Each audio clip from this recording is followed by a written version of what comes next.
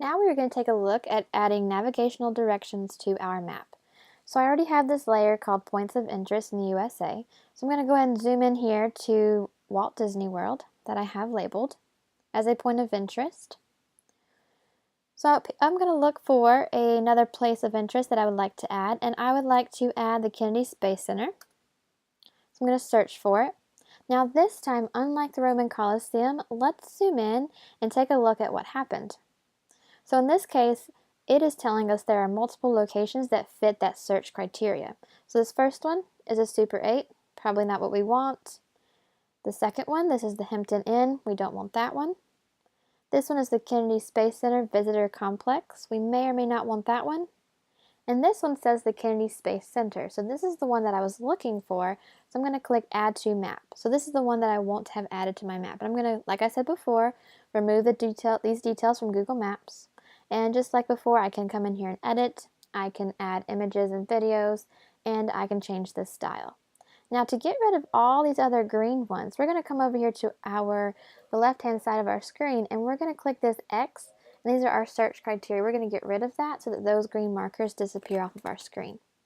So now you can see that I have this new point of interest, the Kennedy Space Center. And I'm looking at getting directions from over here, our Walt Disney World, to our Kennedy Space Center.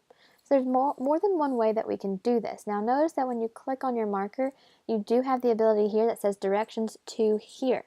So I could click on this, and when I do, notice that it automatically opens a brand new layer called Untitled Layer, and it has put as destination B the Kennedy Space Center. So that was one option, so I'm going to go ahead and delete that. Now my second option is to come up here underneath our search bar, and here we have Add Directions. We can click on Add Directions, and when I do that, again, notice how it opens Untitled Layer. This time point A and point B are not filled in for me. If I already have the points on my map, I can click on, if my cursor is in destination A, I can come over here to my map and click on that point and it will automatically fill it in. And for point B, I can click here on my Kennedy Space Center. Notice that it's going to zoom in for you, it's going to give you your directions, and these are driving directions. If you want to change the type of directions, click on driving and change that to change your transportation mode to biking or to walking. So we're going to leave it as driving. And let's say we wanted to add another destination. I can click Add Destination, and I can pick something from my map that is already labeled, or I can search. So let's say we want to go down to Key West.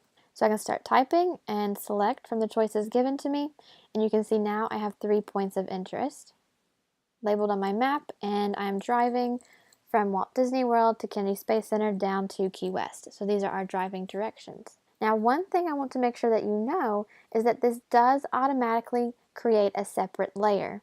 So notice how this is separate from my points of interest layer. Even though Walt Disney World and Kennedy Space Center are located here as part of my points of interest layer, any sets of directions are going to be given as a separate layer so that I can turn them on and off. If you do want to change the title of this layer, you will need to do it at the end. So I'm going to show you what's going to happen. Name this as Directions.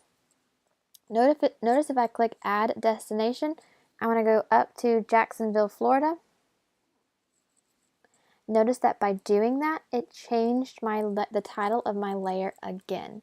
So the last step that you do, the very last step that you do when adding directions is name the title. So you do not want to give a title to your layer until you are done adding directions and adding your points that are on those directions, because it will change the title of that layer every single time. So that's just going to help you save some time. Now notice what I can do is I can unselect this particular layer that says directions, unclick that. I can see just my 2 points of interest. So again, it is 2 separate layers. Even if you are visiting those particular points on your map that are already labeled, they are separated from each other.